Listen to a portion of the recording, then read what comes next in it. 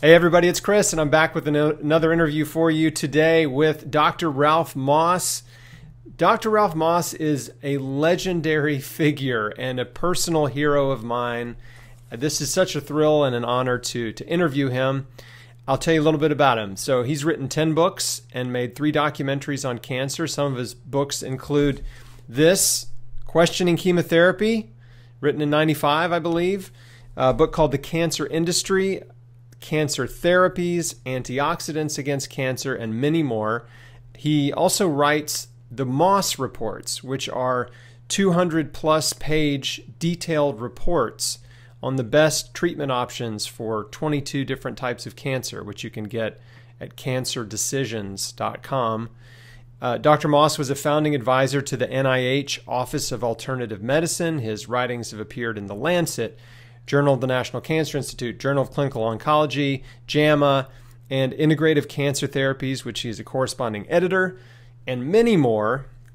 He has peer-reviewed articles in multiple journals. He's the recipient of numerous achievement awards, and his research on cancer has taken him around the world investigating conventional and alternative cancer treatments. And he's been doing this for 40-ish, somewhere around 40 years. He's also the subject of Eric Merola's documentary film, Second Opinion.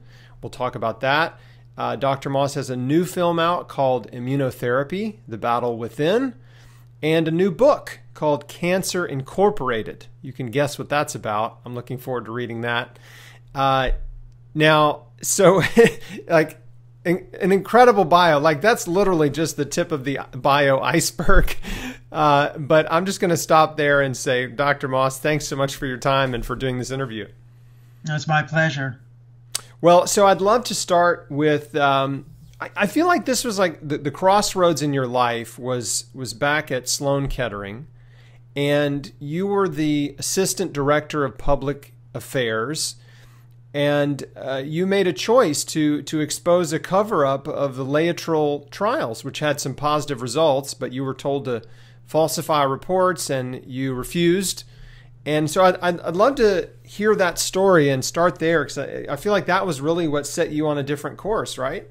Right.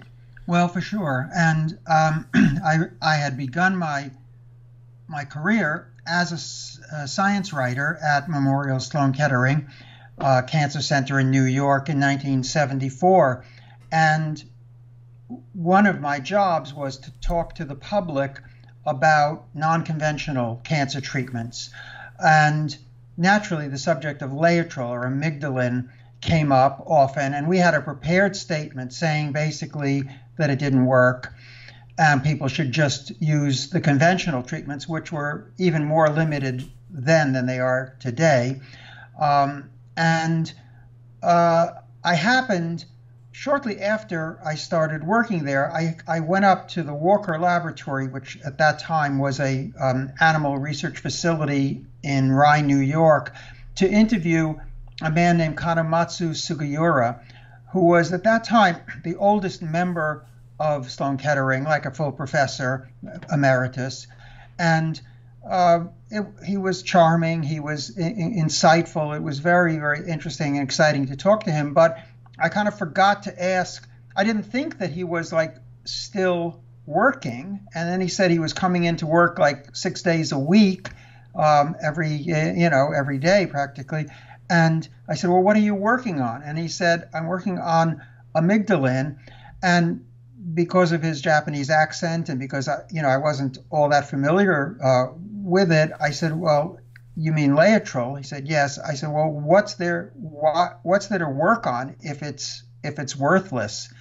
And he just shook his head and he took down a book of his laboratory notes to show me the actual laboratory notes of his experiments. And it changed my life. That moment changed my life because it worked quite well in the animal systems. He was working on, over the course of time, on 3 different animal systems. And in all of them, there were appreciable effects of the laetrile. But the blowaway result was that in a particular kind of mouse with a spontaneous type of breast cancer, the rate of metastasis, secondary spread to the lungs, was about 80 to 90% in the control animals, and it was about 10 to 20% in the laetrile treated animals. So, and as you know, Chris, I mean, there really are very few treatments, even to this day, for metastatic breast cancer. So this was kind of mind-boggling, and no one had ever seen a result like that before. Now, just to be very clear, these were not human clinical trials. These were animal studies, and you cannot extrapolate automatically from an animal study to the human situation. But, you know, when I went back to my boss, the head of our public affairs department, he was very interested in this, and he sort of assigned me to stay in touch with Dr. Segura and find out what, you know, because I had now established a personal connection, to find out what was going on. And over the next 3 years, what happened was that one after another, the big bosses, everybody basically above my boss and, you know, and certainly above me, chimed in with negative statements about the effectiveness of laetrile and about Dr. Segura's experiments. And it culminated in 1976. One of the vice presidents of Sloan Kettering said, "We have found laetrile negative in all the animal systems we have tested." This was completely diametrically opposite of the truth. They had actually found it positive in all the animal systems tested, including these blow-away results in terms of stopping the spread of cancer. It just got crazy, absolutely crazy. And I personally had a big decision to make because I loved my job. I probably would have stayed there my whole career if it hadn't been for this. But I also could not be part of a concerted effort to lie to the public, American public and the world population, about the results of our studies. That seemed to me to be completely antithetical to what science was all about. Whatever the motives were for lying, there's just no excuse for that. You have to just tell the truth and let the chips fall where they may. You can interpret those facts however you like, but you don't lie about that. And finally, it culminated there was a press conference that Sloan Kettering held about laetrile, and I was the person who wrote the negative report about laetrile. That was my job.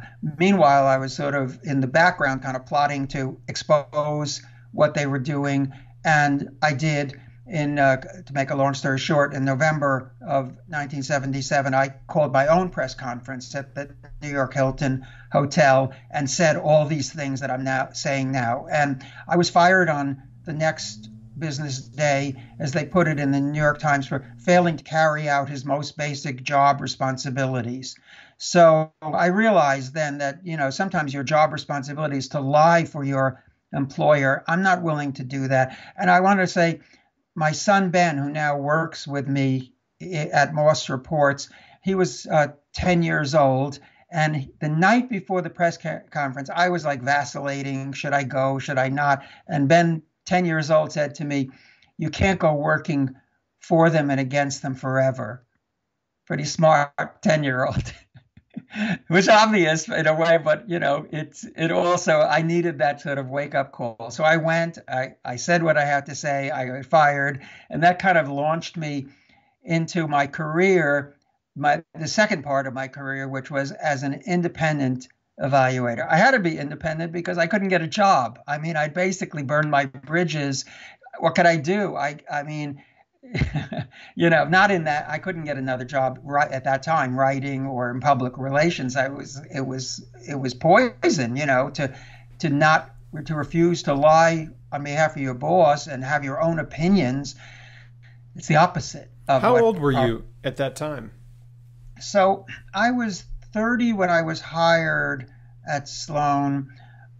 So I was 34 Got it. when I finally held the press conference. I was kind of a young 34 because I'd been in academia almost my whole life, so I hadn't had a ton of life experience. I mean, I had two kids, and I was married, and I'm still married to the same person, for 55 years, but I hadn't had all the knocks of life that many other people have had. Well, that was incredibly courageous, I just have to say, because you basically committed career suicide Yeah. with that press conference, being a whistleblower. And you must have been, I imagine, pretty worried about what the future would hold, right? Yeah, I was worried, but you'd have to know my wife and my family and my parents who are now gone. But I had a lot of emotional support from my family, especially from my wife. And then a week after I got fired, because really, I mean, I was in turmoil, and we had only managed in our 10 years or whatever it was at that point, more 13 years together, we managed to save $2,000. That was our sum total of our assets in the world. And my wife went out the next week and got a job that paid, if anything, more than what I had been earning at Sloan Kettering, which is another saga. But this is why I make her breakfast every morning for the last 40 years, because, she really, not only did she save our family, but she gave me the support and the leisure to be able then to, through the lean years, to do, what I set out to do. So what did you do next? So the next big thing was the day I was fired, I ran into the man who lied the most, Chester Stock, who basically fired me, and confronted him. And he was basically good riddance, bad garbage, that kind of attitude. And not knowing what to say, how to come back at him, I said, well, you haven't heard the last of me. I'm going to write a book about this. That was the first time that the thought had occurred to me. But what else can a writer do? You write a book, It's you can't physically change institutions unless you're a Bill Gates or something. And I wasn't. So that was where the germ of the idea was, to write this up in a way that would be understandable to the general public. And so that's what I did for the next few years. Couldn't find a publisher. Had a very good agent, but she couldn't find a publisher. And finally, we had an offer for me to write a different book on a different subject from one of the companies that turned down the cancer industry. So I started doing that, and I told my agent, just pull the other book, pull the cancer book, don't do anything with it.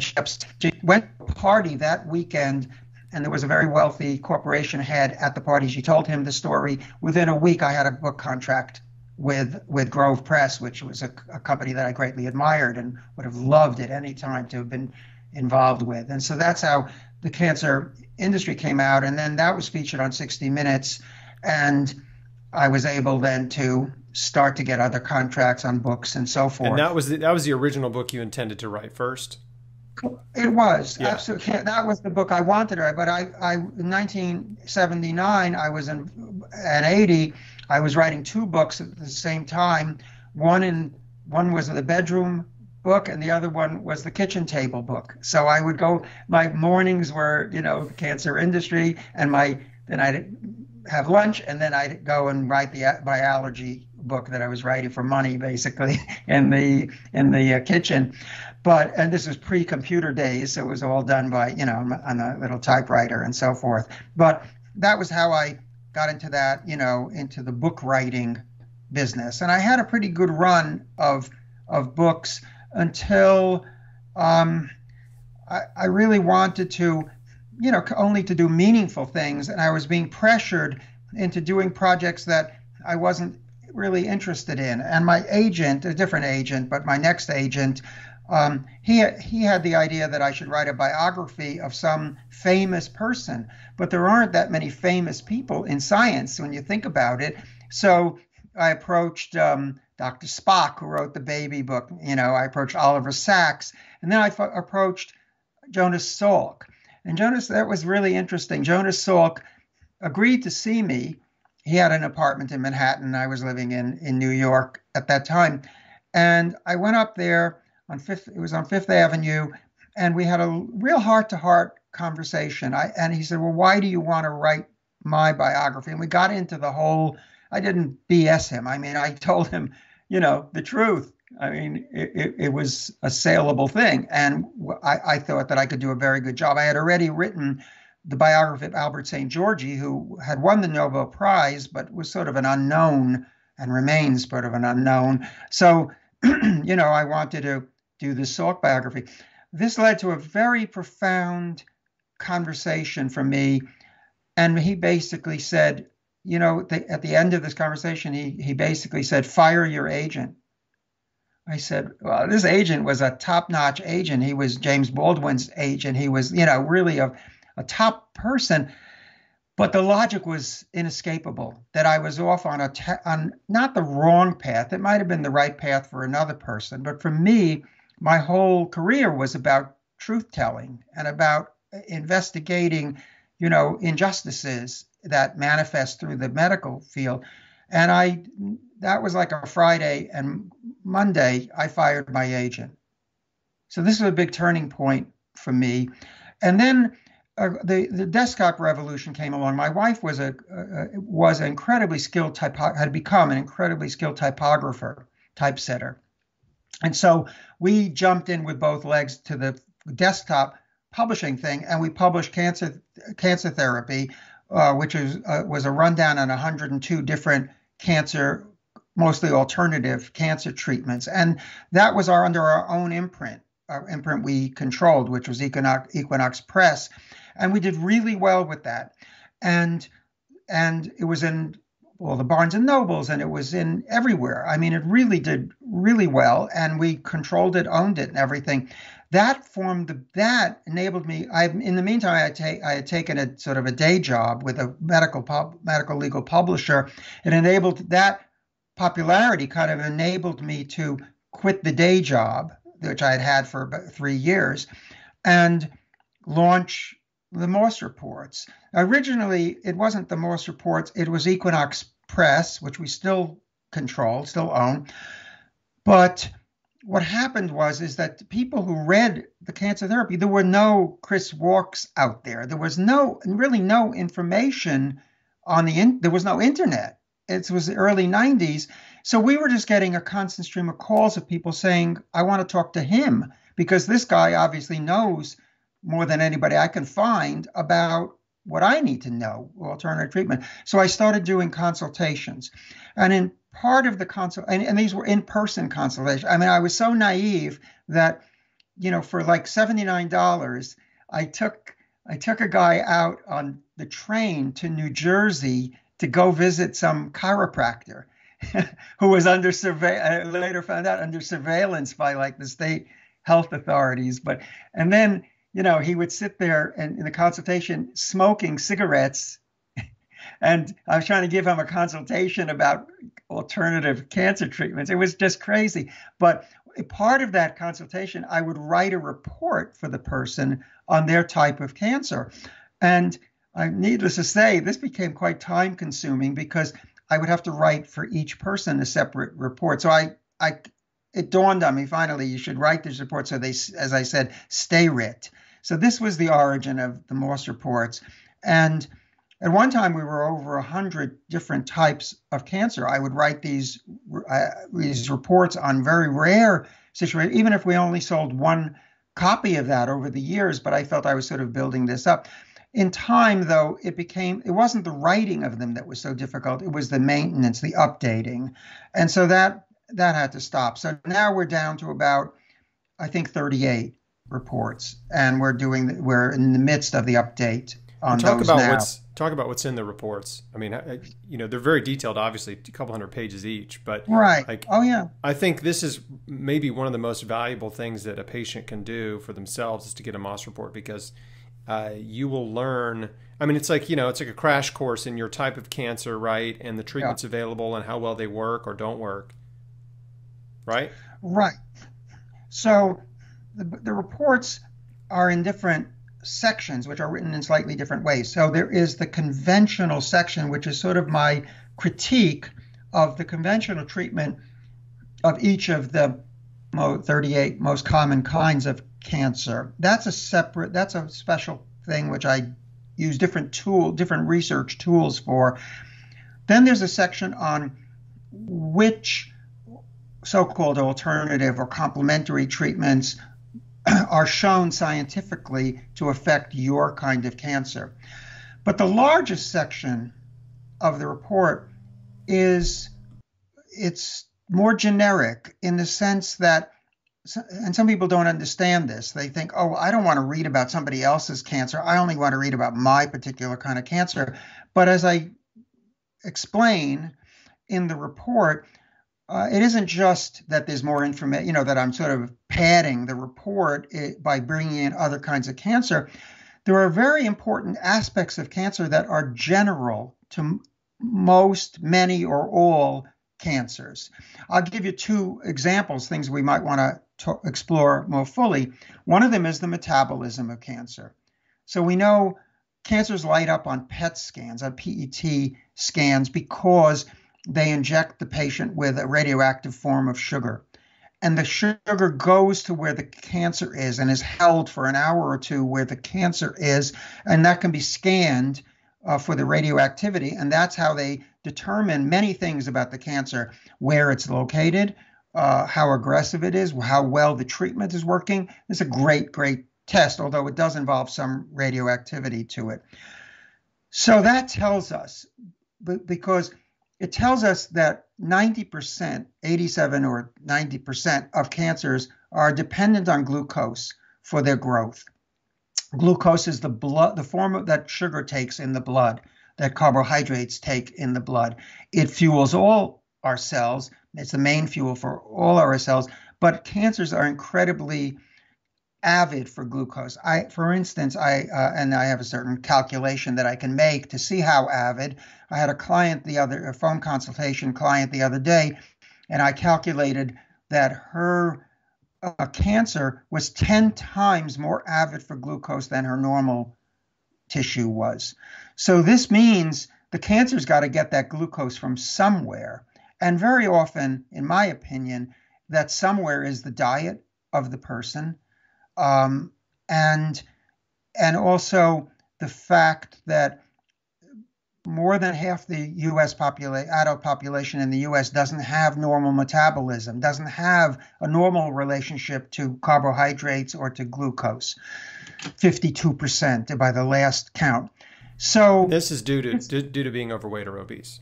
And it comes along with overweight and obesity. The late Dr. Robert Atkins coined the phrase diabesity, meaning he rarely ever saw anybody with type 2 diabetes who wasn't overweight or obese, and vice versa. It's extremely rare to find somebody who's obese or heavily overweight who also doesn't have the beginnings of diabetes, type 2 diabetes. So this is of great interest because not only is there a higher rate of cancer among obese or people with type 2 diabetes, but the root of those two conditions is definitely related because it's all related to blood glucose.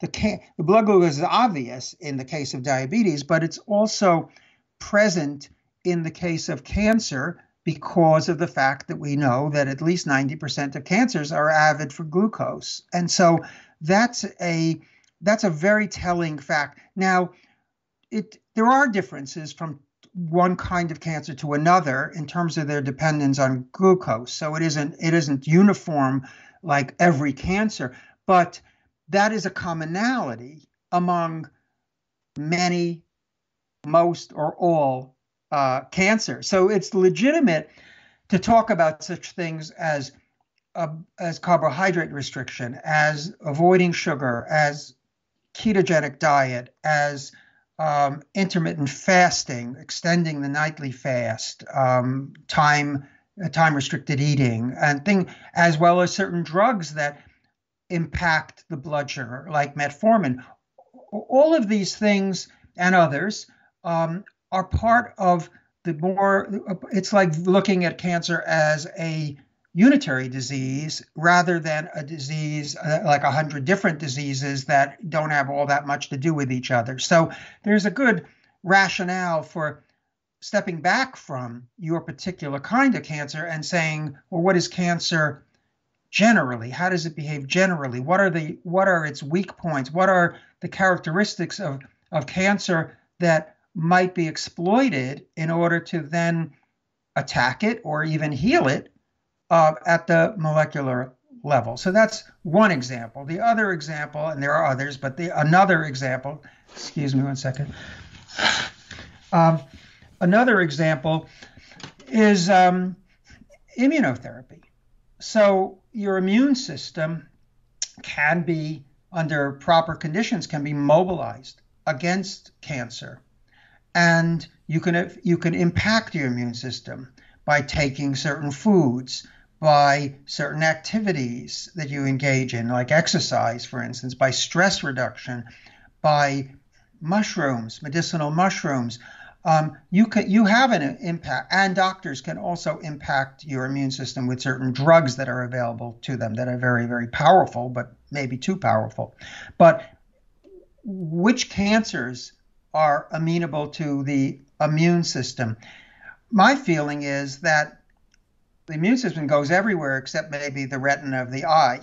Your blood cells are circulating, your white blood cells are circulating in your body. So that being the case, theoretically, immunotherapy could really address every kind of cancer. In practice, yes, some cancers are more susceptible to immune therapy than others, but there are really good doctors and scientists out there who are working to extend the success of immune therapy from just melanoma and lung cancer and a few other cancers to colon cancer to other cancers, and figuring out what makes for a successful immune treatment. And this is part of what I talk about in my film, Immunotherapy: The Battle Within. The battle within being the battle within the person between the cancer and the immune system, but also it's the battle within oncology. It's the battle between chemotherapy and immunotherapy. And just like there's an interrelationship between the cancer cells and the immune cells, they are not only fighting, but it's sort of like the Taliban, they're fighting and negotiating at the same time. There's a strange kind of relationship there of adversaries who also can subvert each other. It's very, very interesting. The whole topic of cancer immunology is amazing. But the upshot of it is that in melanoma today, they can really get very, very strong responses, tantamount to cures, in 60% of people with stage 4 cancer. Now, you go through hell to get there, but this is a pretty amazing statement to be able to make. And in our film, James P. Allison, who won the Nobel Prize 2 years ago when I interviewed him, basically agrees with me that the job now is to extend that kind of success out of just the realm of melanoma and to some degree lung cancer into all the other cancers as well. I think there's other aspects of this. The dose needs to be lowered, and they need to also add in stimulants to the immune system, but only a holistic doctor is going to be able to do that. And there's progress being made in that direction. Anyway, I digressed a little bit, but my main point was that in the Moss reports, we have the section on your kind of cancer. We also have a section on cancer. Yeah, just what every patient needs to know about cancer, right? Absolutely. That type of information. Yeah. So I want to ask you a couple things about the immunotherapy field is definitely fascinating. I've been paying close attention to it and see, study results when they're published, and there's some encouraging things happening for sure. As you said, melanoma has had they've made the most progress with melanoma, and some progress with lung cancer.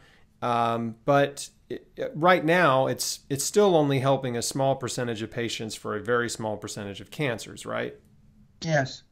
Yeah. So, and for those folks who are exploring this option and thinking about immunotherapy, obviously your film would be a good thing to watch, which is free on YouTube, correct? Yes. Yeah, Correct. And Immunotherapy. also, if they just go to morsereports.com, it's right up at the top. There's a link Got it. to it. So if you want to search through YouTube. Yeah, so good to educate yourself, but immunotherapy can have pretty significant side effects and can be debilitating and difficult, and some patients have to drop out because it's just too toxic for them for reasons that are not well understood.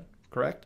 Right, and I've been involved. I'm extremely fortunate to have some amazing European colleagues, immunologists and immunotherapists, and my apprenticeship, if you will, at Sloan Kettering was with three of the most famous immunologists, immunotherapists of that era, especially Lloyd Old, who I think was the sort of behind the scenes genius who basically made this all happen. Without Lloyd Old and his close colleague Helen Coley, who was not a physician, but between the two of them, they really created the modern field of cancer immunotherapy, or at least they took it out of the realm of just academia and made it into a practical thing. And I say that because James Allison, now who won the William B. Coley Award, now is the head of the organization that Helen Coley founded to promote her father's work. And Lloyd Old was the first and only other scientific director of that organization. So modern immunotherapy comes out of the context of alternative medicine. It's very important to understand this. Yeah, and you mentioned Coley, who was basically the godfather of immunotherapy, right? Dr. William Coley, who was yes. Would you like to talk about what he was doing in the early 1900s?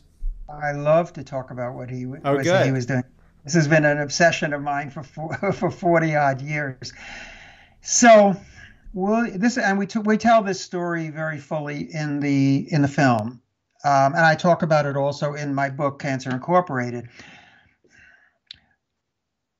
William B. Coley observed a patient, a German refugee, who had a spontaneous remission of a stage 4 cancer that had originated in his neck. He had had 4 operations on this. It was not cured and considered incurable. And the man came down with an infection that was pretty common 130 years ago called erysipelas. It's a streptococcus, a strep infection of the skin. It's really awesome to see. I've seen preserved samples of the skin of people with erysipelas. It's just, you can't believe that such a thing could happen. It means red skin, and the skin just turns burning red. So it's no fun to go through, and people died of it before penicillin. Was this a whole body infection, like your whole? It could be. It could be, or it could just be like on your face or something. What happened to this man, though, was that after he developed and then survived the erysipelas, he had a spontaneous, that's to say, not medically induced, cure of his cancer. And Coley, who had an intense desire to find a cure, especially for sarcoma, young doctor at Memorial Sloan Kettering, what's now Memorial Sloan Kettering, when looking in the medical records to see if anybody had ever survived this particular kind of cancer, and he found this guy's name, and he went through the tenements of New York to locate this guy, and he had a picture, and he finally found him 7 years later, and the guy was still completely cured. Brought him back to the hospital. They took pictures of him. They examined him. There was no sign of cancer. So this gave Coley the idea that he didn't know why. He didn't even connect this to the immune system. But he just had the idea that let's give other people erysipelas and see what happens. Maybe we can cure them. And that was too dangerous to do because you could kill the person with the air. In fact, nurses started to come down with erysipelas, so that was a no go. But then he had the great idea, which was we'll kill the erysipelas bacteria, we'll add another bacteria that was known to augment the toxicity or the activity of the first bacteria. And they did this, they put this together at Cornell University for him, and it was called Coley's Toxins or Coley's Fluid. The name Coley's Toxins is a terrible name marketing-wise because everybody thinks it's toxic. Yeah, it's toxic. It's not really toxic. It causes a fever and chills, but that's the treatment. The fever and the chills actually turn out to be the treatment. If you don't develop the fever, you're probably not going to get any benefit from that treatment. And they started to treat people, and they treated over 1,000 people. And up until and it was still being given almost to the time that I got to Sloan Kettering, in the sense that it was basically banned in 1963. I arrived in 1974. So, I still knew people who knew Coley. Dr. Sugiura that I mentioned before, he knew Coley. Other people knew Coley. I've spoken to patients who were treated by Coley. This was a real thing.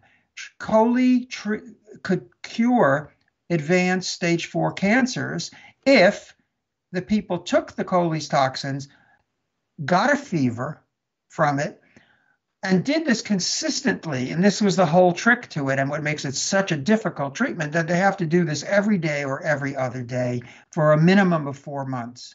So very few people are really set up or willing to do that. They do still, you can still get Coley's toxins in Mexico and somewhat in Germany, but it is I could see why Lloyd Old and even Helen Coley Naughts, we're looking for a treatment that would be more doable. But there's never, in my opinion, other than what, the obvious fact with melanoma and immune checkpoint inhibitors, I don't think there's ever been a more powerful immune therapy than the Coley's toxins. Well, it's cool because I have yes, the Coley's therapy is still available. People still are doing this under the guidance of alternative clinics and integrative clinics. And my dear friend Bailey O'Brien is a stage 4 melanoma survivor, and Coley's was a very important part of her therapy. She went down to a clinic and was doing basically Gerson therapy with Coley's. And she's alive and thriving and doing great. And a lot of folks in my community know her, and I've interviewed her. Yes, that's great. And it's a real thing. And besides, Helen Coley Naughts did an incredible thing with her life, and it hurts me that this is not universally known, appreciated, and understood. And I'll show it to you. Just hold on a second. So, Chris, this is her life work. What you're looking at here is 18 monographs that she wrote. I got this copy from her with her own typed in little addenda to it, but these are not anecdotes, okay? These are verified cases, giant cell tumors of the bone, 66 cases and 4 cases of concurrent. In fact, I'm just picking at random. Plus she threw in an extra 4. I don't know if you can see that. She typed in over here when she sent me the copy. And every single case treated between 1893 and basically the 1970s is tabulated here with the initials of the patient, who treated them, the age, the sex, the site, the extent, the duration, the prior therapy, the subsequent therapy, and the survival.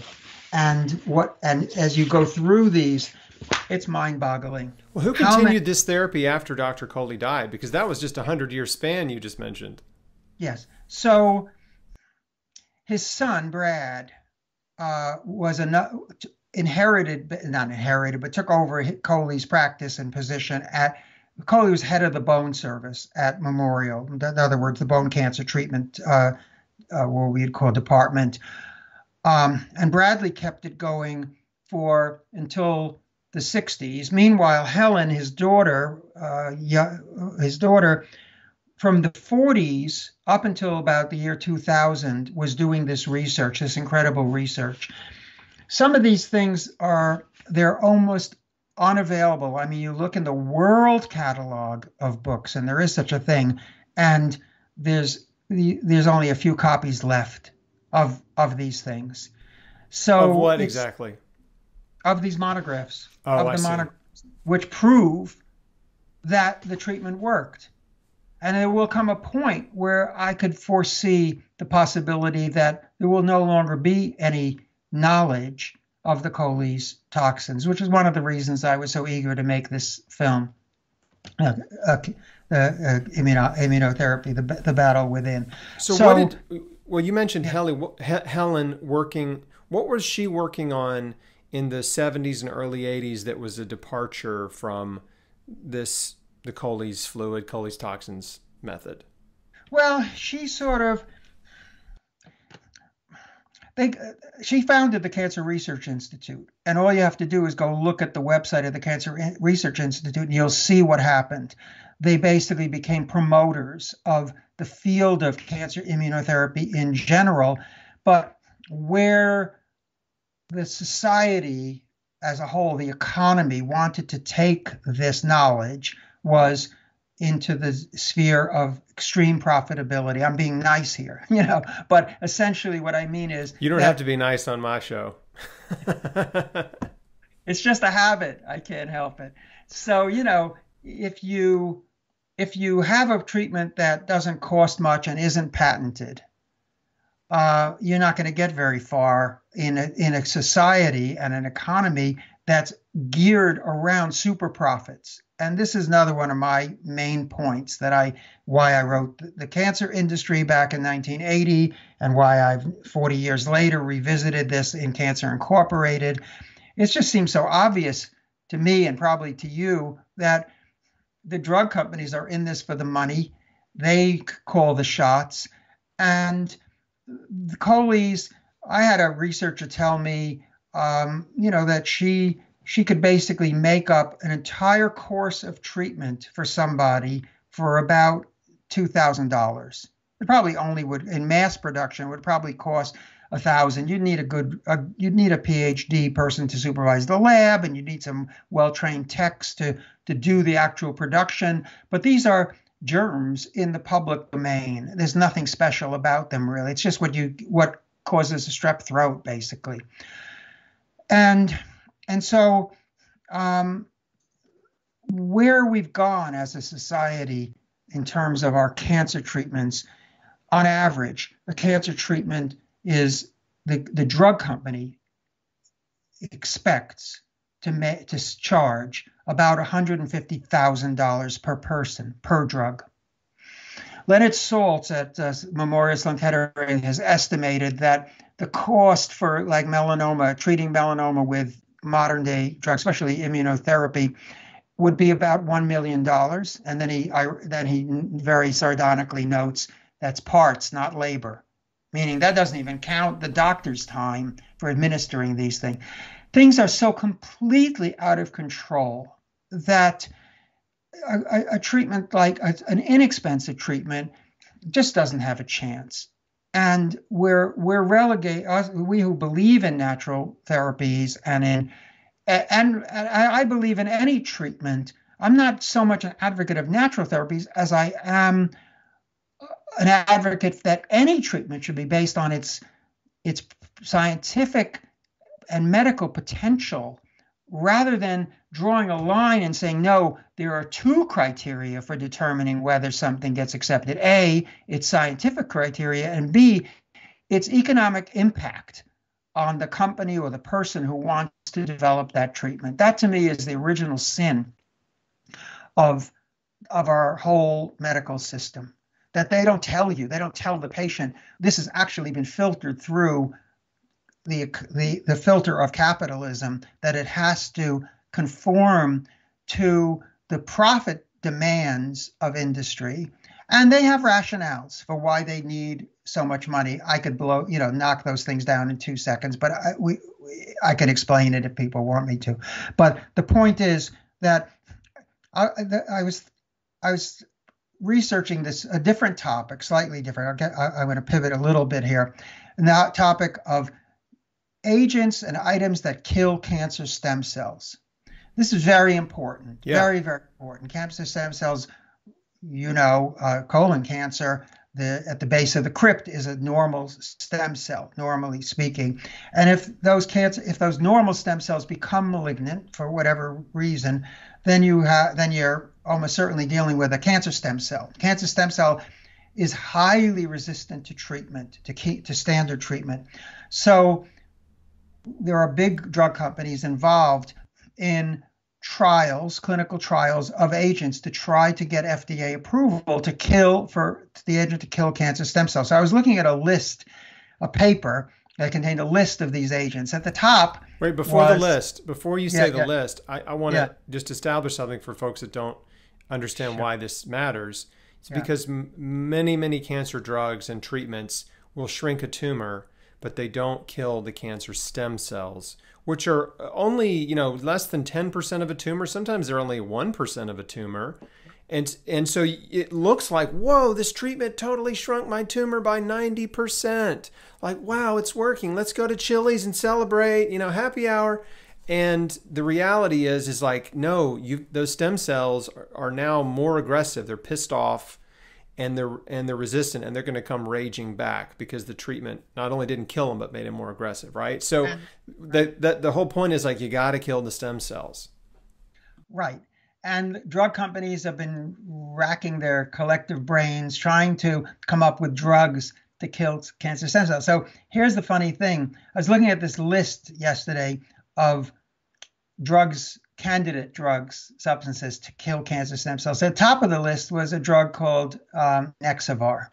That interested me because I didn't know, but most of these other drugs are just in development. Nexivar is actually an approved drug for certain kinds of cancer, now being clinically trialed specifically to kill cancer stem cells, right? The bottom of the list was curcumin, the yellow natural coloring agent in turmeric, right? So the cost of a good quality curcumin in what probably would be an effective amount would be about 60 cents a day, right? Literally, right? To get, in that realm. Or if you took it for a year, $250.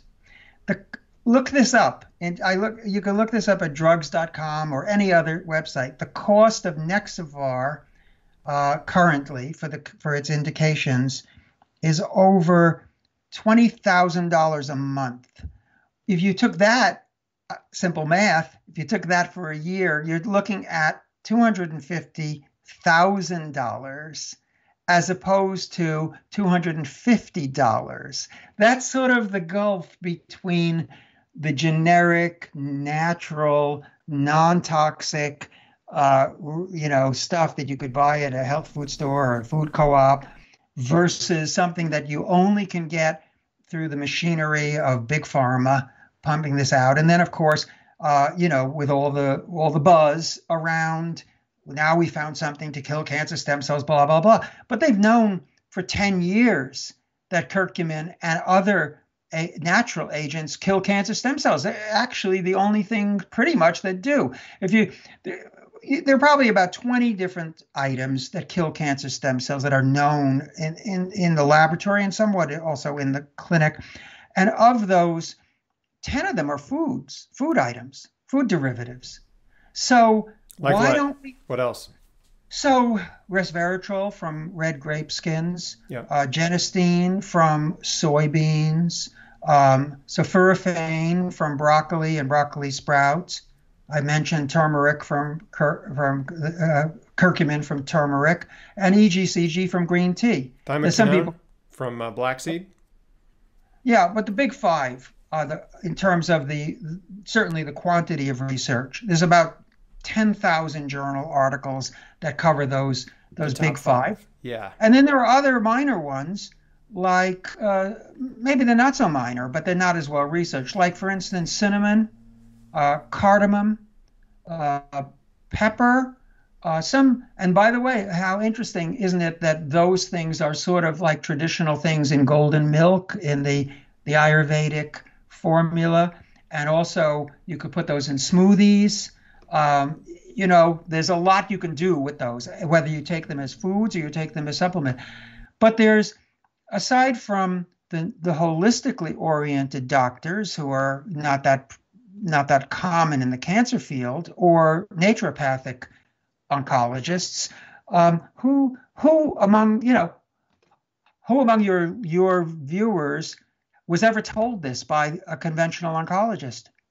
They are either completely unaware. Zero. The number is zero. Absolutely. And then there were a few, heroes who are oncologists or doctors mainly treating cancer who are aware of this. But what happens is, if you push too hard, if you're an oncologist and you push too hard on this, you get a reputation as a weirdo. You get a reputation not as a sound person who was going to move up the ranks of American Society for Clinical Oncology and of your department, but as like people are looking at you askance, like, what's wrong with that guy or that woman that they're suddenly so interested in garlic or ginger or green tea. And we have testimony from 2 top doctors in England who said that what they're big enthusiasts for ginger. Ginger is another one that kills cancer stem cells. But they are aware of the fact that it's embarrassing. It's a deep embarrassment to them and to their colleagues if they admit this sort of fascination with something that's not mainstream. Yeah, you end up on Quackwatch. Absolutely. and Coley, with Coley, me. Are you on there? Oh, they love me. Yeah, we're both Quackwatch alum. Absolutely, and Coley was on the list. William B. Coley was on the American Cancer Society's list from 65 to 75, and it took about $1 million and help from the Rockefeller family to get Coley's toxins off the list. But that was a rare event. So yes, I mean, it's just like it's in medicine. There's almost like a semi-dictatorship of medicine, and dictators they're not just lone individuals, right? There's a lot of people who buy into that mentality and who profit from it, both politically but also medically. I mean, if you're making $366,000 as a medical oncologist, you might not be too inclined to suddenly burn your bridges and say, hey, you know what? I think curcumin would probably be as good a drug in this situation as Nexavar. Oh no, you can't do that. And the noose tightens more and more every year because there's less variety within the field of oncology. Every year there's less variety, and more people have to sort of follow the so-called guidelines in order to survive in this society. You could be in deep trouble if you didn't. Yeah, well, it's interesting because it seems like there's 2 things happening at the same time. I guess, like you said, the noose is tightening around clinical oncology, but there do seem to be more integrative oncologists breaking out or breaking away from that system, because they just, we live in the information age now, whereas in the 70s and 80s and even 90s, there was only one stream, one funnel of information for an oncologist, and that was really med school and the journals and pharmaceutical reps, and that's it. That's all they get. And now, anybody can jump on YouTube and see me interview an integrative oncologist, watch your interviews, and realize, oh, wait a second, I've only been told a small, I've only been given a small piece of the story. There's more out there, and if I want to do the best for my patients, I need to do my own research and figure out what other clinics are doing around the world. So what have you seen? Obviously, I mean, in my mind, you are the world's foremost expert on conventional and alternative therapies for cancer. I don't know anyone else that studies them both so deeply and keeps your finger on the pulse of what's happening for both. What, and nutrition is huge. I mean, that was the basis of my survival, I believe, was nutrition. And I didn't have the luxury in 2004 and 5 to travel and go to clinics in Mexico or Germany or anything like that. And I didn't have the money to do it anyway, although I imagine I could have raised money and all that if I really needed it. But point is, what are some of the integrative therapies that are not being used in the US, let's say, but are used in other parts of the world that really have value, that have stood the test of time?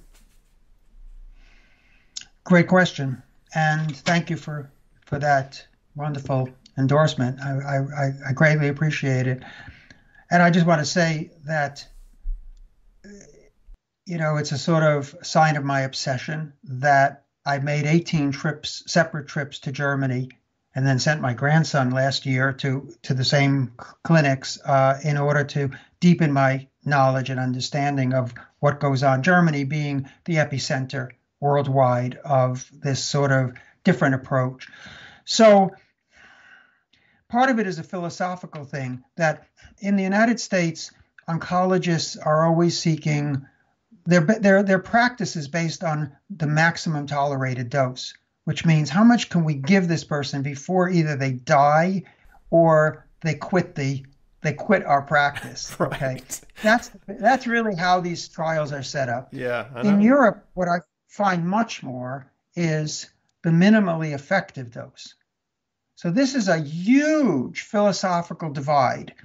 Give as little of the drugs as you can get away with and still have an effect. So that might lead you to metronomic chemotherapy or chronomodulated chemotherapy or IPT, right? Or insulin, maybe even insulin potentiation therapy. But American oncologists have they have this very aggressive attitude towards the patient and towards the chemo. Let's really hit him with everything we've got. And instead, it's like in Europe, it's a sort of a gentler approach. Let's see how little damage we can do while still getting the effect we want. And it turns out that low dose chemotherapy has certain beneficial effects that are not even there with high dose. So it's a long story. I mean, as you know, I wrote a book called Questioning Chemotherapy 25 years ago. Do you feel like this book is still relevant after 25 years? I mean, and everything that's changed? It's very relevant in terms of the basic framework of it and the critique of the field.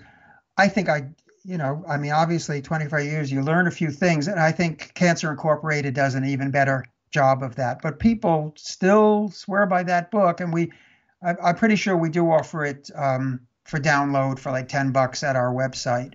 Fun. So I think just a fun little story about this book. Those people that know my story well or that have read my first book, I talk about my mom had sort of amassed this giant collection of books on alternative therapy and natural health and all this kind of stuff. And when I was diagnosed, she had this big library of books. Like, it was crazy that she had all these books about this topic.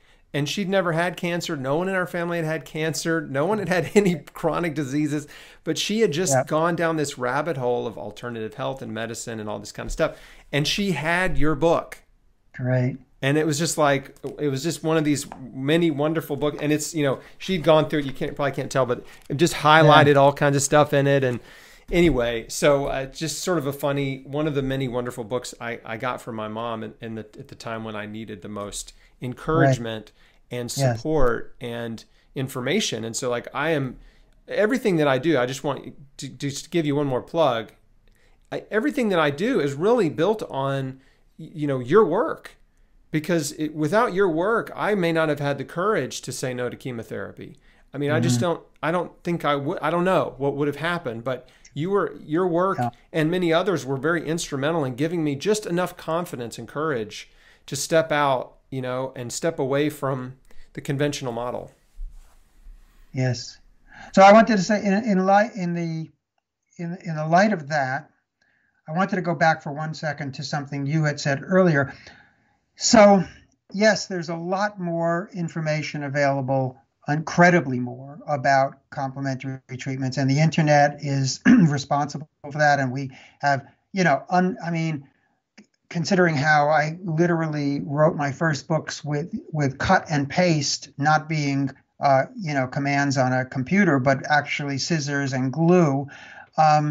We're in a different age, obviously, but it still takes an act of courage on the part of the doctor to embrace that information and make it part of their life and part of their practice. And so there's still that kind of missing link, and it's always going to be that way, I guess, because knowledge keeps advancing. But in medicine, because of the stakes that are involved, it's a more conservative field in a sense, because of a lot of reasons. But one of them being that, you're dealing with people's lives. If you have a different disagreement over anthropology or something, yes, it's important, but it isn't of the same caliber as saying, don't do chemo in this situation, do food supplements or change your diet or something. So, it is a conservative field.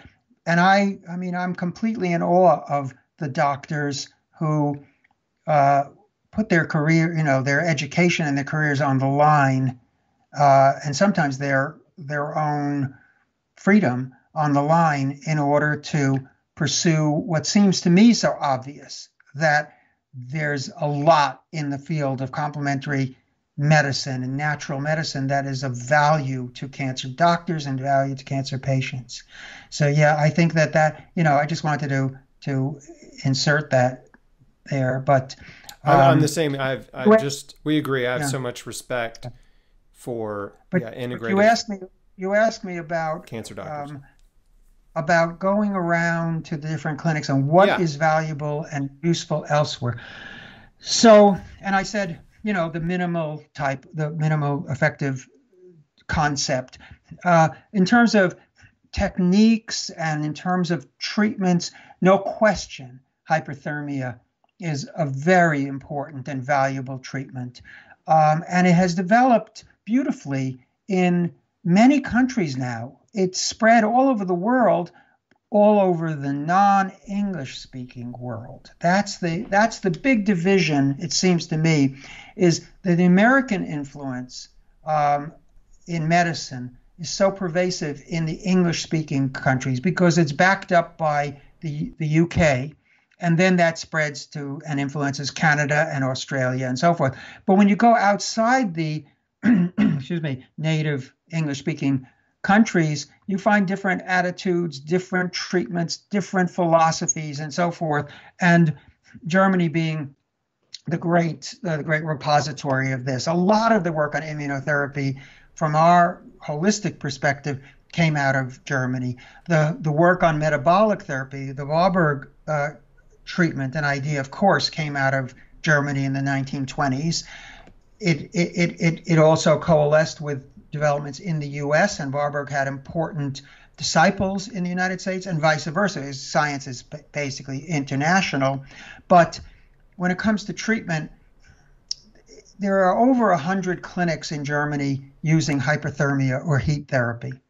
I think I counted 125 at one point and stopped counting. Well, and this is technically an immunotherapy, is it not? Correct. Can you explain why? Because heat, like a pseudo fever, if you'd use a machine to create heat in the body, that's whole body hyperthermia, it's a kind of man-made fever. That's actually one of the reasons why hyperthermia was even invented, was because of the difficulties of giving Coley's toxins and some other type of treatments causing fevers. So fever is a beneficial thing in many situations where the person is sick, and it turns out to be also in cancer because it elevates the immune system.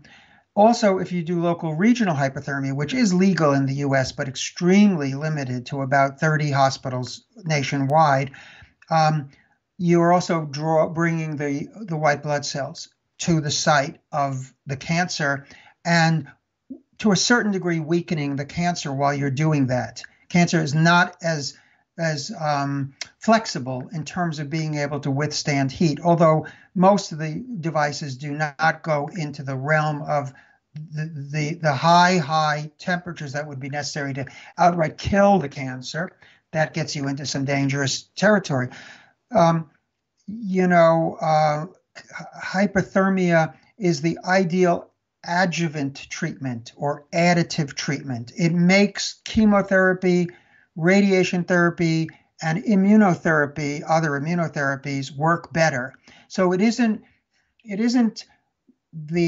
like radiation that's going to just go in and blast the cancer into oblivion. Not that radiation always does that, but that's the philosophy. It's a gentler form of non-ionizing radiation, meaning heat or light and different things relating to temperature, that when you give something else in addition to it, makes those things work better. And that's used as a tool everywhere in the very vast complementary world, except in the United States, where it was where whole body hypothermia was banned about 30 years ago by the FDA. And yes, it could be revisited, but I've had 2 or 3 manufacturers of hypothermia equipment tell me that the U.S. will be the last country that they will come to try to get approval. It would cost them several $1 million to do it, and they're not operating on that scale. So they'd rather go to Ukraine or China or Belarus or Peru or somewhere else, and people are not prejudiced against hypothermia in those countries, and they do just fine. And it has spread sort of out of Germany and Hungary to the rest of the world in the last 20, 25 years. And you'd be amazed, maybe not you wouldn't, but many of your viewers would, at the high level of scientific research being done on hypothermia, including clinical trials in both the Netherlands and in Germany. Munich being sort of the epicenter of work on hypothermia. So that's one thing. Another thing that is used almost universally is mistletoe. And mistletoe is another immunotherapy. Mistletoe is a fascinating plant. The use of mistletoe goes back maybe 2,000 years, but it was developed in the modern era by disciples of the anthroposophical medicine of Rudolf Steiner. And they also there you'd be very, very interested, because I've been to where they grow where they get the mistletoes. I've been to the factory where they extract it and to the lab where they develop it. And it's a whole science unto itself. And the majority of patients cancer patients in Germany do get mistletoe of some kind or other. It's been approved in Germany as an adjunctive or additive treatment since 1963. So they're only 57 years ahead of us, basically, when it comes to complementary treatment. And how many American doctors even have heard about it? They don't even know what mistletoe is. Well, the crazy thing is that they're still using it, right? Because it's effective after this, 5, almost 6 decades or so. No, right. That's longer than that. Don't ask me to do math on the spot. 60, maybe 60 years. Yeah. So, and I know there's some ongoing trials. I imagine you may be familiar with this. Believe Big, my friend Evilise Page, they've been organizing mistletoe trials at Johns Hopkins, which might be kind of the first real mistletoe trials in the U.S. Yeah, and there have been trials at University of Cologne. Joseph Boyd, a colleague of mine, did, and you can see there are effects even in stage 4 cancer. It certainly improved quality of life, and there is some life extension.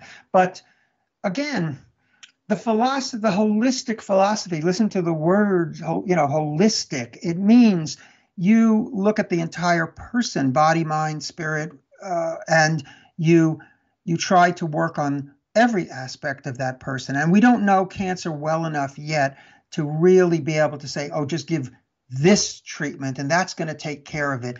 You have to come at it from a number of different directions, partially, as I say, because of our ignorance of some of the aspects of what cancer is, but also because cancer is wily, and it can also find its way, if you just do a monotherapy, just one single therapy, it can possibly or often find its way around that, unless maybe you can be very successful. You can get at those cancer stem cells and do it that way. But I would say, if one time I summarized because there's so many clinics in Germany and Austria and so forth, I summarized it as hyperthermia and mistletoe. That's sort of the core of most of these clinics, and they dance around it, and some of them will use thymic factors, and some of them will use. A lot of them, by the way, have now turned to doing low dose chemo quietly on the side, but dendritic, and then there are sort of immunotherapies like dendritic cell vaccines, like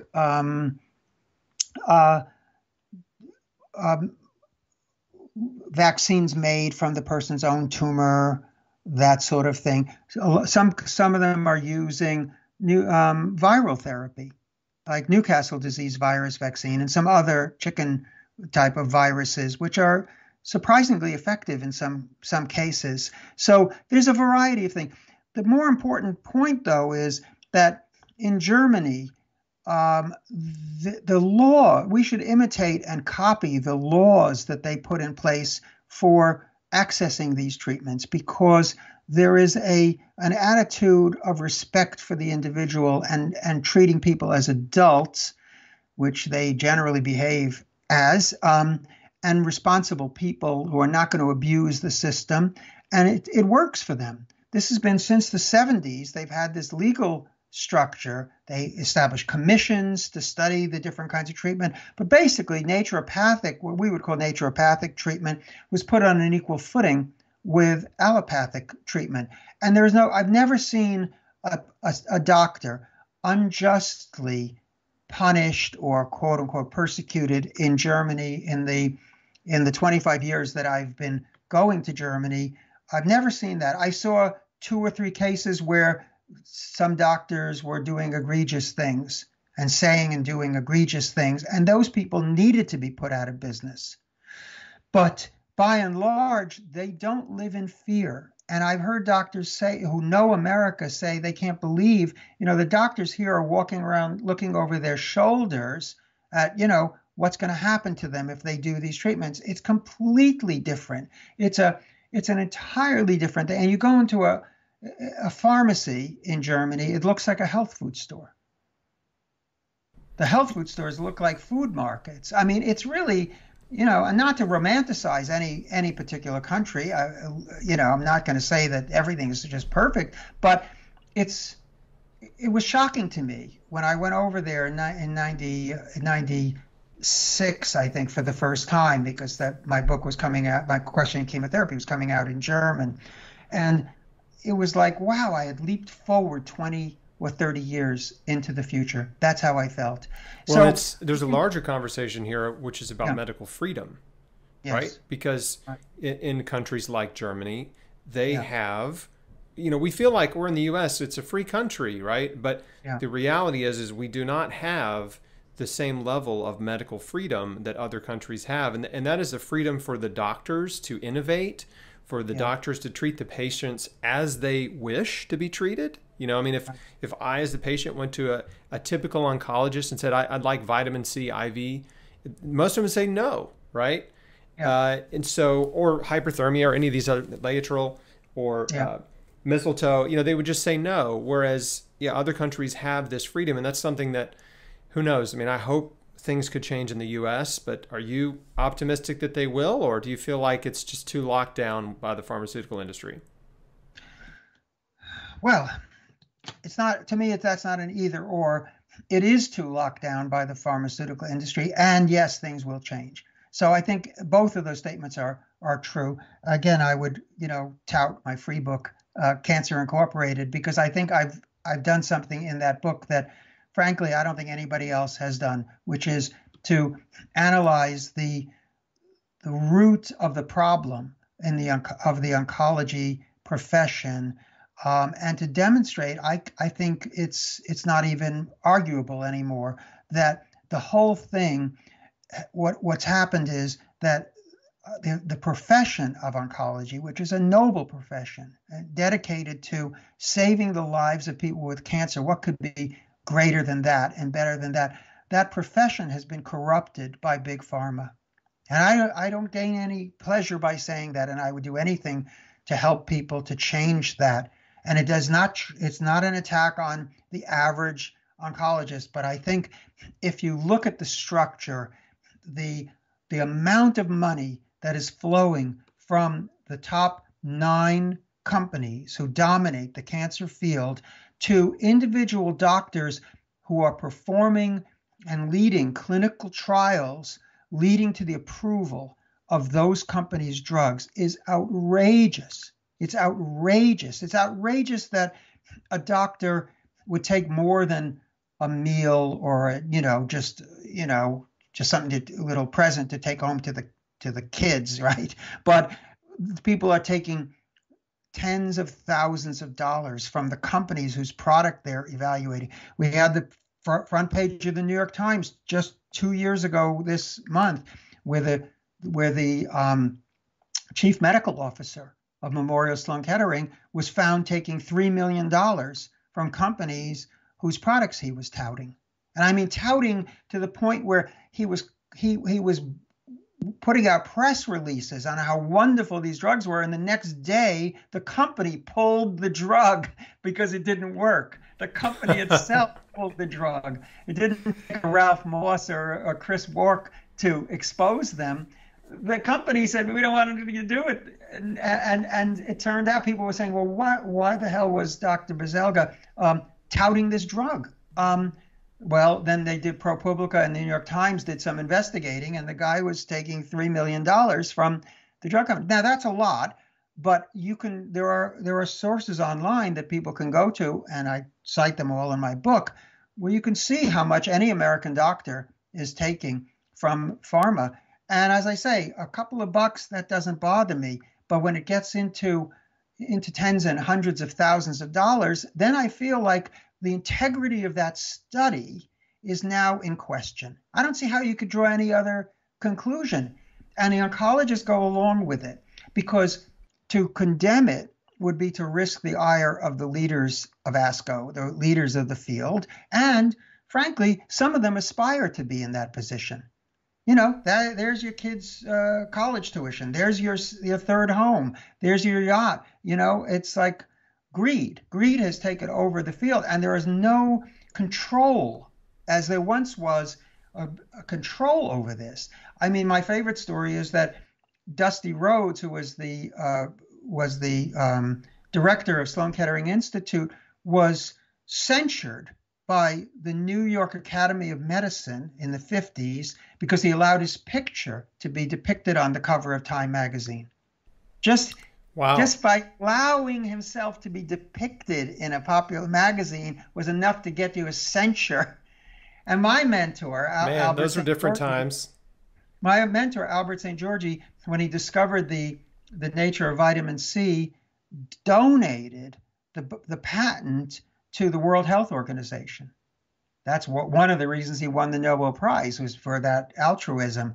And we have other examples, like the formula for insulin was donated by Banting and Best to the Public Health Authority. So it used to be the standard was altruism.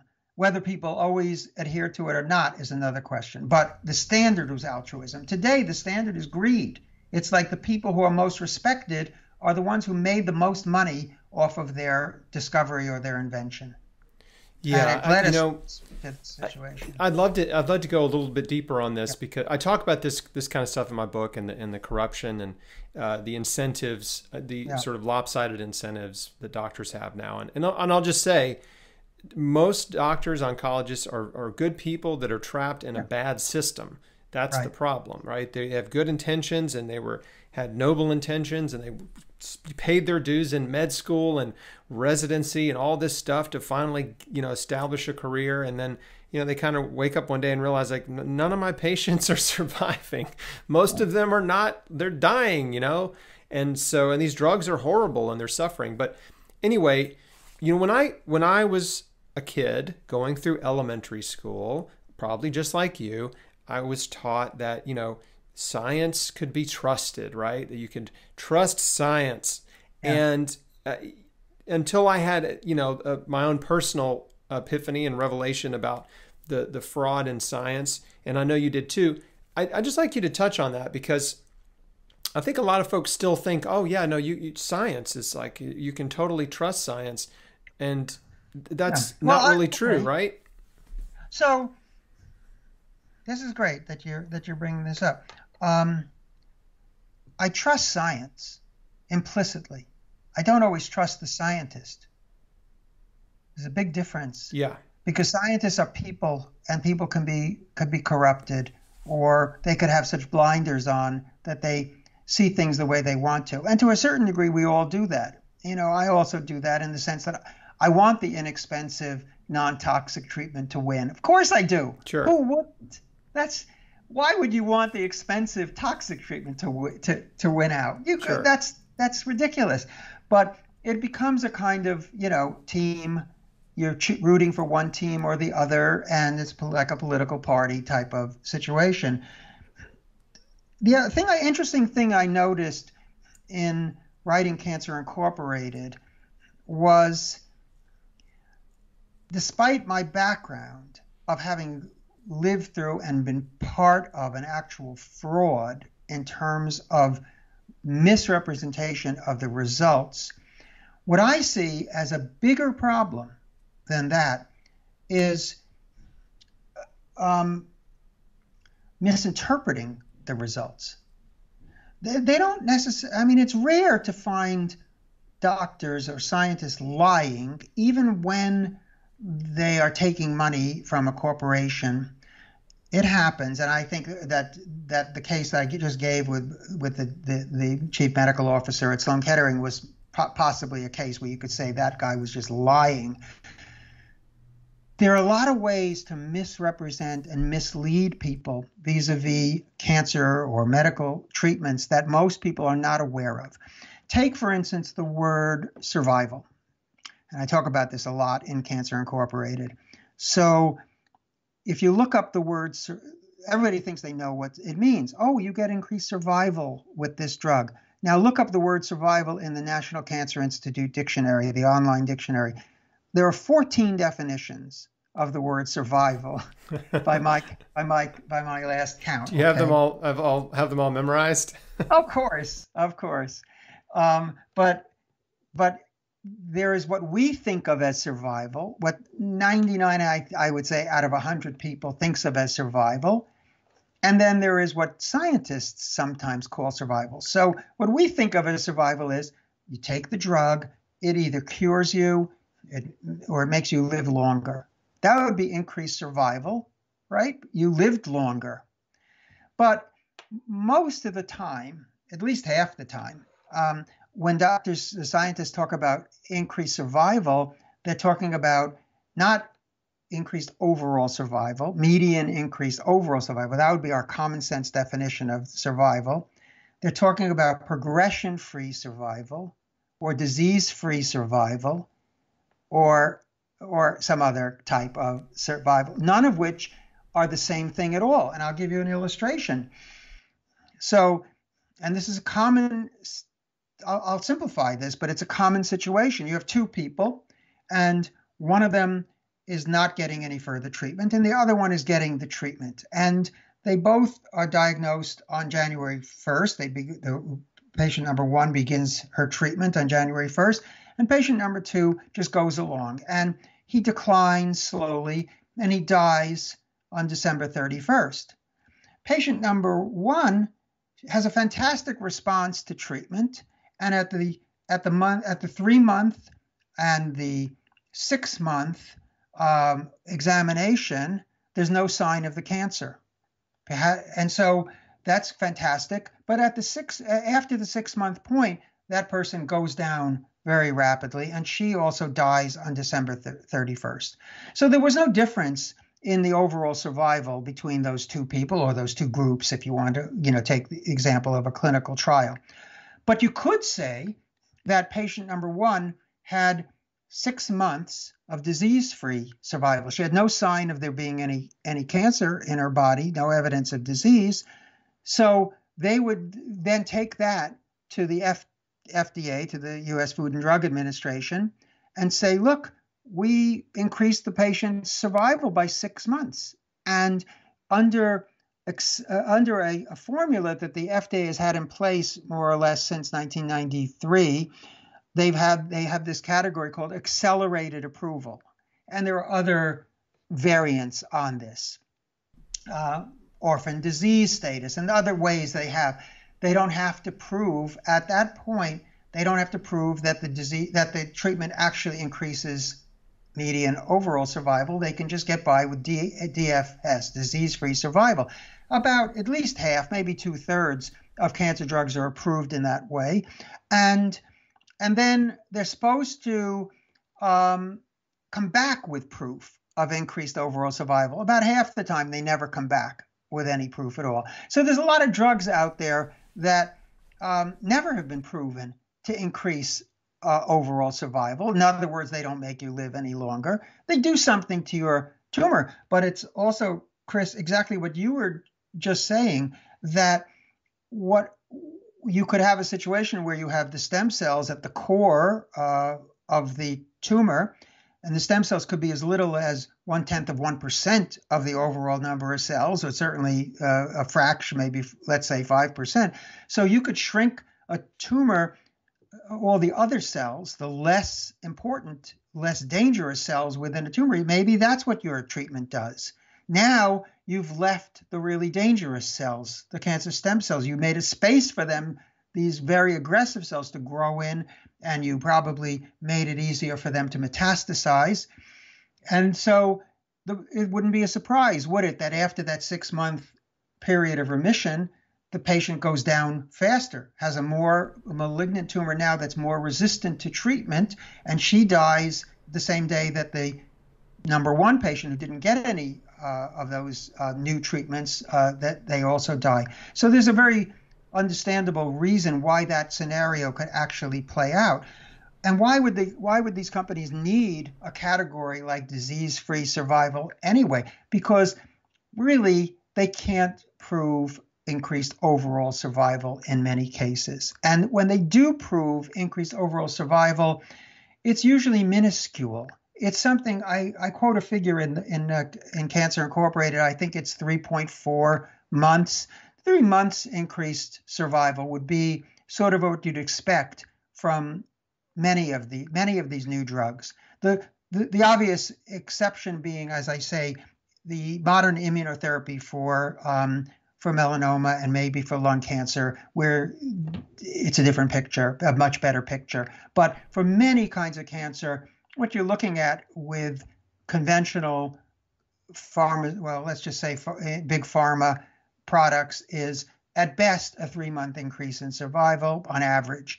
And at worst, no increase in survival. And certainly a worse quality of life for many people. Maybe not all, because after all, if you do relieve the burden of a tumor, you can also improve a person's quality of life. But for some people, it's going to be much harder. Plus, a lot of these drugs destroy the immune system. And if you destroy a person's immune system, they're not going to respond to subsequent treatments very well. Well, I think there's so many things I want to respond to what you just said, which was amazing.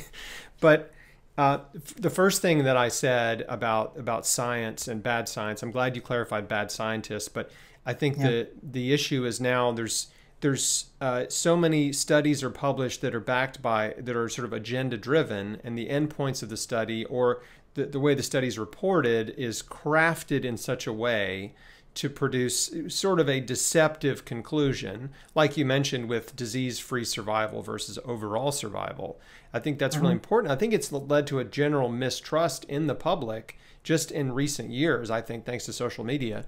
of the official party line of, well, the science says this. And I talk about this in my book, and I know you've talked about it, but the studies that Bayer did and that Amgen did, where they looked at the landmark cancer studies, dozens of landmark cancer studies, and they tried to replicate these studies, and they found that they couldn't do it. They couldn't replicate them. Like all these studies that the whole industry had assumed were rock solid, like you can bank on this. You know, a lot of them are drug type studies and things. And they're like, we did the study, you know, with our team of expert scientists, you know, because we want to make money off of this research. And it was like the research failed, like it didn't work.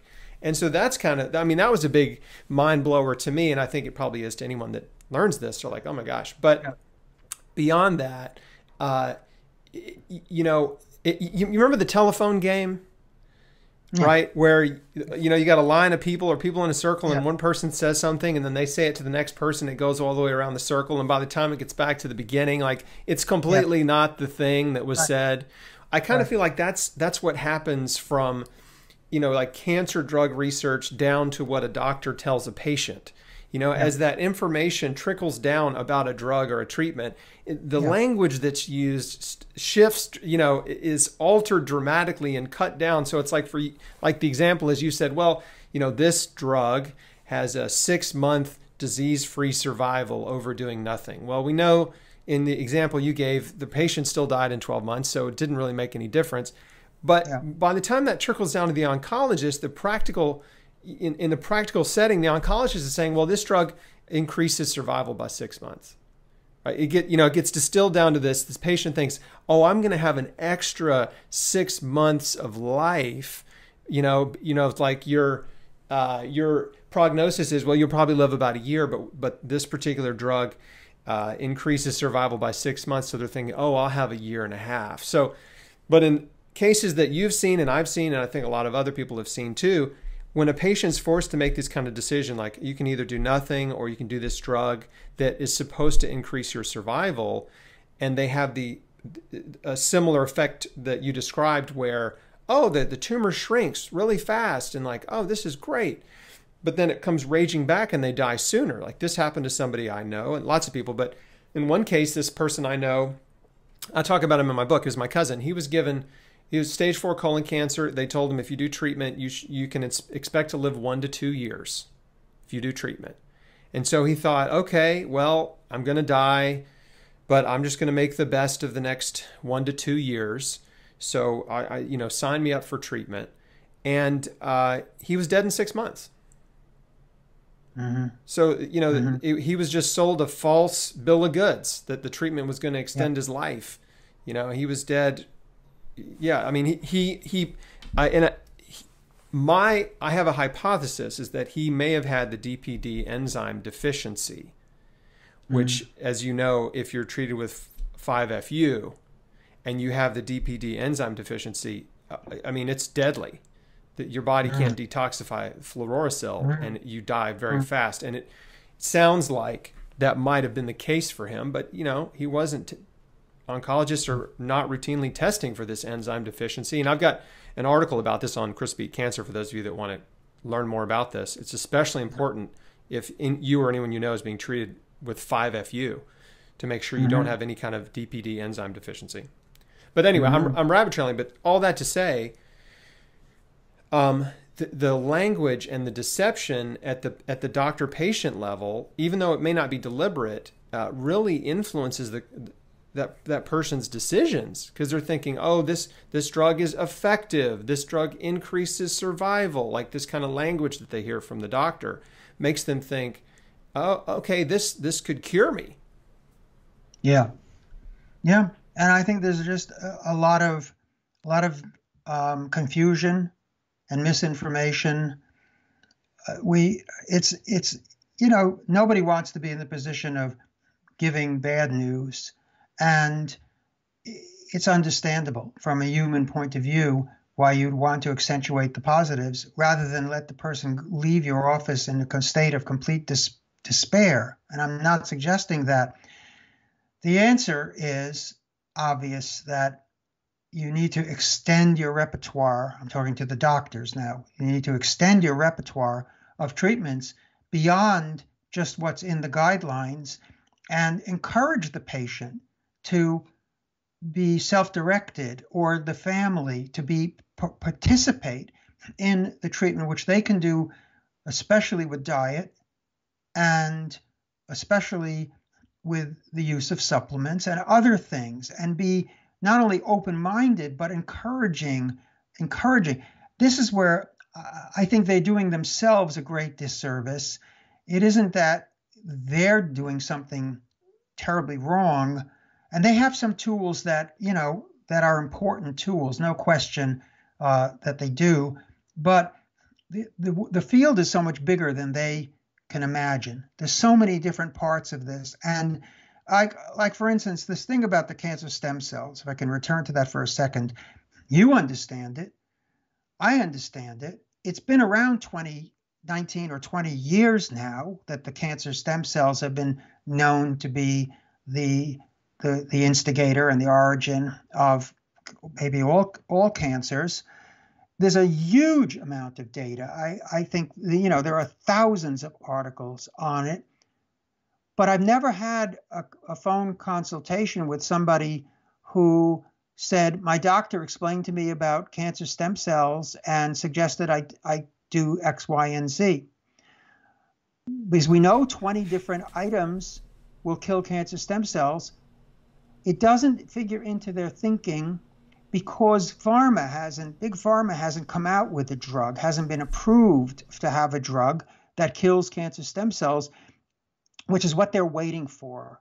Just like they were waiting for immunotherapy, they were waiting for Yervoy, Opdivo, and Keytruda, and Tecentriq, and these other drugs to be approved by FDA. And now some oncologists, not all of them, but some of them will now talk to their patients about immunotherapy, because that's okay in the guidelines. And yet immunotherapy has been around since 1893. Where were you for 100 years? Literally for 100 and whatever, 20 years, they were nowhere to be found. Why? It wasn't in the guidelines. It wasn't in the standard protocols for treating that disease. And so if you step outside those standard protocols, you're afraid that you're going to be seen as a weirdo. And that's true for all of us. I mean, I'm the weirdo in my neighborhood because I'm the guy who's always talking about cancer, great person to invite to your lawn party. Yeah. But, I hear you. Yeah. But on the other hand, if you're a doctor and you do that, your livelihood is really threatened, because nobody's going to want to refer people to you. You're not going to advance. You have to be, like Lloyd Old, who was I call him my mentor. He was somebody who had a profound effect on me. The only one at Sloan Kettering, by the way, whose impact on me was a lasting one, except Dr. Segura. But basically, Lloyd Old was so careful. He was like a mystery man. He didn't allow himself to be drawn into any controversy, any public. He was like a recluse. And now I understand why. Because it's not going to end well for you if you are a doctor and you get that reputation. The only thing is you have to join organizations of complementary doctors and so forth. But oncologists, you can count the number of medical oncologists who have an integrative practice and perspective almost on the fingers of one hand.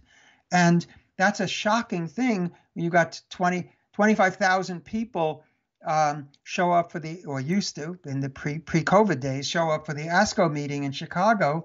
And I would go around with these people, they're my buddies. They're the people that in fact, one of the main reasons I would go to ASCO was to see them. But it's a small group, because, and if they're and especially if they're board certified medical oncologists, which is a very lucrative profession, and you're putting your family at risk now, and God knows what else you're going to put at risk. So I think they have blinders on, but oftentimes they themselves put the blinders on. I still believe it's a noble profession. I think what they've set out to do is a fantastic thing, and in many ways, we're so far ahead of where we were when I first went to work at Sloan Kettering in '74. It was a horror show. Chemotherapy was just a horror show. I mean, I couldn't, I would have to walk through the outpatient department on my way in and out of my office. It was just beyond belief. People, just incredible suffering from the chemotherapy that in the early days. So things have improved in a lot of ways.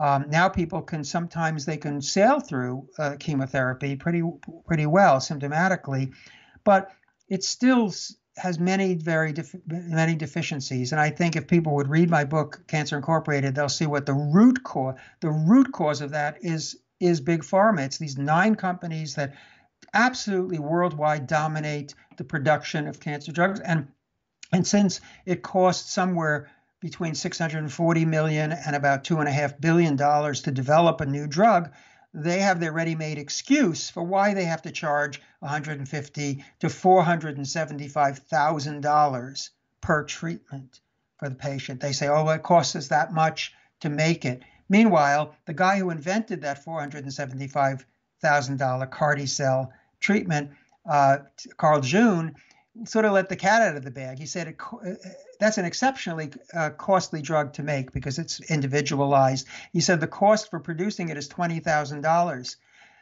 but they're charging $475,000. That 95% of that is profit. Unbelievable. And that's a drug, that you can't mass produce. They have to have somebody actually making that drug up. So imagine with these other drugs that charging $150,000 per patient per drug, and they got the biggest racket going. It is the biggest racket in medicine, and it's egregious too because in the U.S. especially, because many of these same drugs are available in other countries for a fraction of the cost. Absolutely. So there's even they're defending the high pricing is a lie, because Absolutely. you can go to other countries and get the exact same drug treatment if that's what you want for, again, 10% of the cost sometimes. I mean, it's just crazy how much cheaper it can be. And something else you said that was I wanted to comment on, which was, I think that it's just an interesting time. We kind of talked about this earlier about the shift. And you and I, I'm a survivor and a patient advocate. You're obviously a patient advocate as well. And we're both trying to bring information to patients and their families, their caregivers, that they can use to make the best decisions for themselves. That's what I'm trying to do. And I think now more than ever, we have to get power back into the hands of the patient, and so they can, again, when you have knowledge, you have power, and you can make a wise and smart decision for yourself. And I have a downloadable free download called 20 Questions for Your Oncologist, and it's actually more than 20 questions, but it's very pointed questions like, will this treatment cure my cancer? Will this kill my cancer stem cells? Things like that. And the answers that you get when you ask those kind of questions are pretty shocking, because most oncologists are not asked anything remotely near that. They're asked, am I going to lose my hair? Am I going to be sick? Am I going to have to take off work? Questions like that. So that's one, burden for me, is just to give patients, help them ask the right questions so they understand their disease. But the Moss reports thing, like you did what I thought I should do. And then I realized, oh, Ralph's already done this. There's no, but I had this idea too. Like, I would love to put together a report for every different cancer type that was individualized and help, if you got breast cancer here, read this.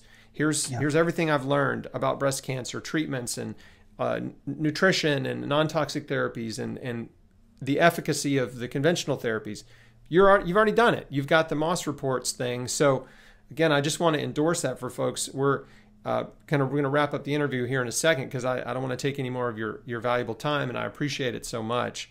But the Moss reports thing is valuable. And again, you can go to mossreports.com, and you said 38 different cancer types, so it's a pretty good chance you're going to find your cancer type in there.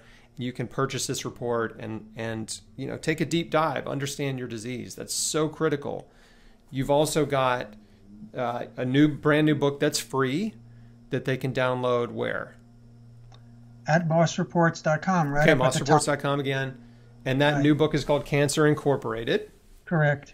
And then brand new film, which can be Yeah. watched for free at mossreports.com or Right. on a YouTube YouTube. called Yeah. Immunotherapy. So if you want to learn about immunotherapy, Right. watch that film. If you want to go down the rabbit hole on the like the laetrile trial and the cover up and all this stuff, Yeah. there's a documentary about Dr. Ralph Moss called Right. Second Opinion. Right. And I also wrote a book, a companion book to that film, which is called Doctored Results, Doctored Results. which I think if anybody is interested in knowing how a medical fraud can be perpetrated is the word I'm looking for. I think there's no better book than that. I don't know of one. It's because I was there. I took part in it. As I said, I wrote the press release that basically tried to condemn laetrile to oblivion. So I certainly knew that cover up from inside out. But I think the book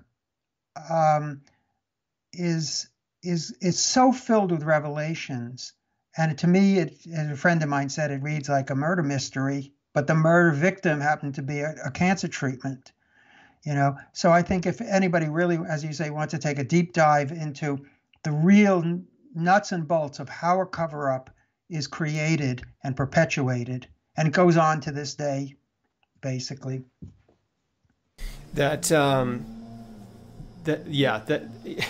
It's kind of crazy how much deception, how much fraud, is happening in the cancer world, and it's one of those things like you almost don't want to know, right? Because then once you learn these things, it's just so troubling.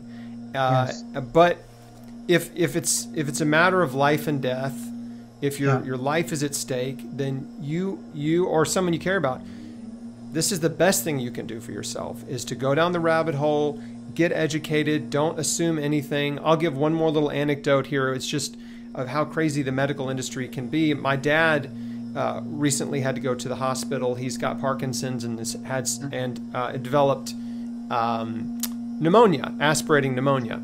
And he went to the hospital, and within 4 or 5 days of him being there, they had put him on 19 different medications. Right? 19. Now, they weren't all drugs. Melatonin was one, and that's fine. And there was magnesium in there. But I think pretty much the rest of them were all drugs it's just like crazy. He went from 0 drugs, right, to I think technically maybe 16 or 17, not counting the magnesium and melatonin. So like, it's crazy, right? And then we got him off of almost all of them because he appeared to be dying.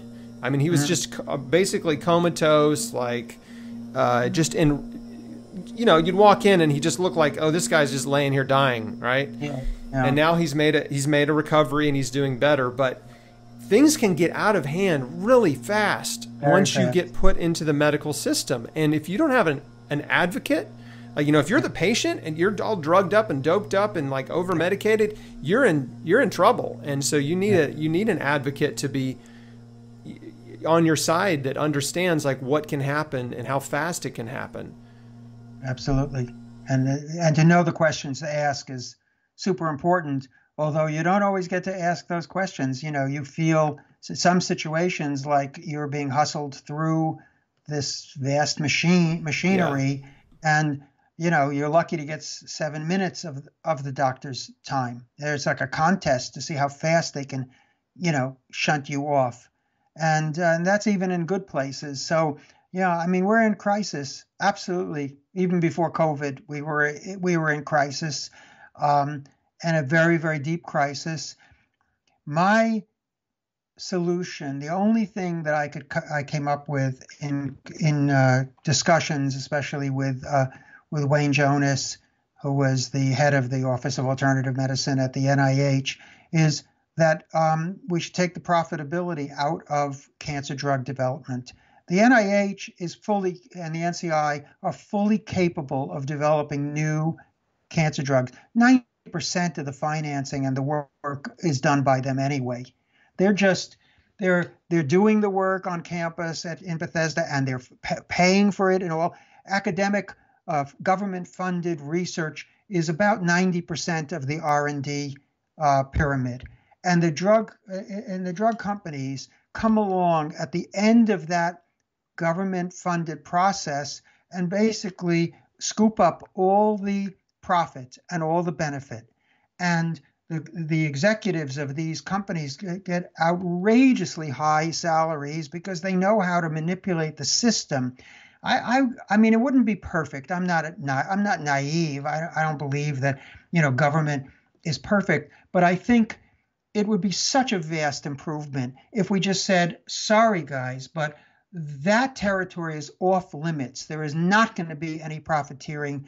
This is not an area that is open to financial exploitation. So go do something else. Make your antihistamines or whatever. But cancer is not going to be a cash cow anymore. And believe me, we will not be any further from developing effective treatments if we do that. They're not necessary. They do not add enough that makes it worthwhile for society. I would also abolish the patent system, and I'd put in place a generous reward for inventors and discoverers, so that no matter where you are, if you discover a really useful treatment, you'll get an award of $1 million for having discovered that, or more. It's so costly for the public to have these patents in place, because that's the formula for basically milking the public of billions of dollars. One drug, Keytruda, which is part of the treatment of immune checkpoint inhibitor therapy before COVID. I don't know what this last year is going to look like, but the previous year or two, the sales on Keytruda was $8.8 billion on that one drug. $8.8 billion. It's just mind-boggling. That's bigger than a lot of countries you've heard of. Bigger than the GDP. A lot of profit in that $8 billion too. Most of it. It just can't go on. It cannot go on. Most of it's profit. And thanks for bringing that up, because a lot of folks don't realize that the government sponsors a lot of cancer drug research, and then the pharmaceutical companies just jump in and buy the patents like basically dirt cheap, and then they make the billions off the research that your tax dollars funded. Yes. I mean, and this is not happening this way in other countries. Maybe in some, but a lot of other countries, this is not normal. They would consider it to be crazy, like probably most of you listening and watching think it's crazy. Right. So anyway, Dr. Ralph Moss, thank you so much for your generous allocation of time and your just incredible life's work. You have impacted countless people. I mean, myself included, of course, and it's just been a thrill to sit here and chat with you and learn from you. And I'm just so excited to get this out to the world. So folks, thanks for watching and listening. Please share this. Share this video. Dr. Moss has incredible resources that can help you and your loved ones at mossreports.com. Is there anywhere else they can find you online? YouTube, and we're also launching a podcast. Okay. And this is going to be, we've already done about 6 of them. My granddaughter Rachel is working with me on that, and it's really going to be fantastic, because what I'm doing is reaching out to the authors of scientific articles that I think that really strike me as fantastic. And then she contacts them and they set it up. And so they're not famous people. I'm not trying to just do things that are going to be very popular, but for the right person, the podcast is going to be really an amazing thing, because you'll get behind the scenes view of these papers that can seriously impact your life. And I think we have one we're trying to set up with the authors of a paper showing simply adding curcumin to the standard treatment for colorectal cancer has a huge impact on survival, on both disease-free, but also on overall survival. It's hard to believe even that something as simple as, $1 a day kind of supplement could do that. So this is how I see going forward with the podcast. So yes, people can look at that. I'm really excited about that podcast. I'm definitely in your target audience for that kind of podcast, and I think a lot of my folks are too. Especially, this is something we're doing a lot of the same things, is trying to find that really wonderful, compelling research in the scientific community on nutrition and non-toxic compounds, and then just distill it down and simplify it for the public. Hey, it's complicated research, but the gist of it is you can take curcumin every day, right? Whatever the dose is, 2 grams, 10 grams, whatever it ends up being, alongside treatment, and it will help you survive. So that's fantastic. I'm excited to see that launch, and I'll be tuning in for sure. Okay, well, thank you again, Dr. Moss. It's been awesome. Chris, wonderful talking to you. Good to chat. Talk soon. Thanks, everybody.